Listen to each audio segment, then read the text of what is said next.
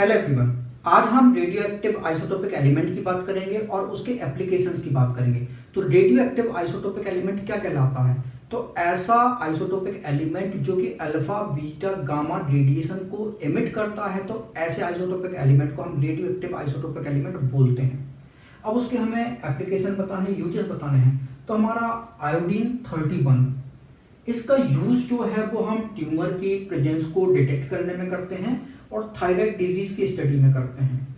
जो हमारा सोडियम 24 है, ठीक है, तो इसका हम यूज करते हैं detect constriction in the circulation system and detect the blood clots. तो जो हमारा सर्कुलेटरी सिस्टम है, उस सर्कुलेटरी सिस्टम में जो ब्लड फ्लो हो रहा है तो उसमें कोई अवरोध तो नहीं आ रहा है, तो सोडियम 24 की मदद से हम ये पता लगाते हैं। और ब्लड क्लॉटिंग तो नहीं हो रही है, इसका भी पता लगाते हैं। फिर क्रोमियम 51, तो ब्लड डिजीज की स्टडी में इसका यूज करते हैं। कोबाल्ट 60, तो कैंसर के ट्रीटमेंट एंड ब्रेन ट्यूमर के ट्रीटमेंट में हम इसका यूज करते हैं। तो कैंसर के ट्रीटमेंट में हम रेडियो एक्टिव आइसोटोप जो है कोबाल्ट 60 का यूज करते हैं।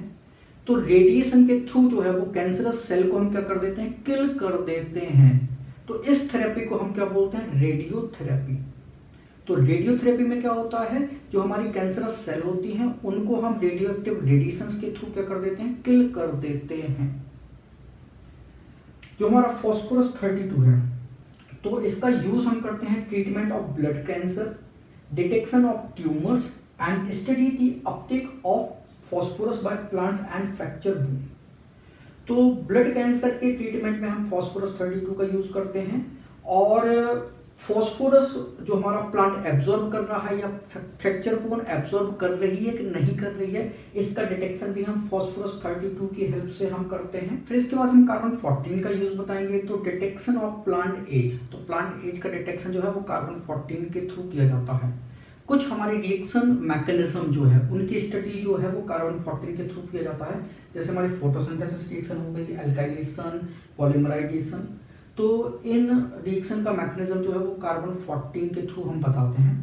फिर building of protein from amino acid, ये भी हम कार्बन 14 के थ्रू बताते हैं। सिंथेसिस ऑफ डीएनए, इसका रेट जो है वो हम कार्बन 14 के थ्रू बताते हैं। फिर इसके बाद यूरेनियम 238 आएगा, तो इसका यूज क्या है, तो इसके थ्रू हम अर्थ की एज पता लगाते हैं, रॉक्स की एज पता लगाते हैं। जो अर्थ में मिनरल्स होते हैं उनकी एज का डिटेक्शन भी हम यूरेनियम 238 के थ्रू करते हैं। Thank you so much for watching this video. अगर वीडियो अच्छा लगा तो इसको लाइक करें, इसको शेयर करें। अगर आपने हमारे चैनल को तक सब्सक्राइब नहीं किया तो इसको सब्सक्राइब करें। Thank you once again for watching this video.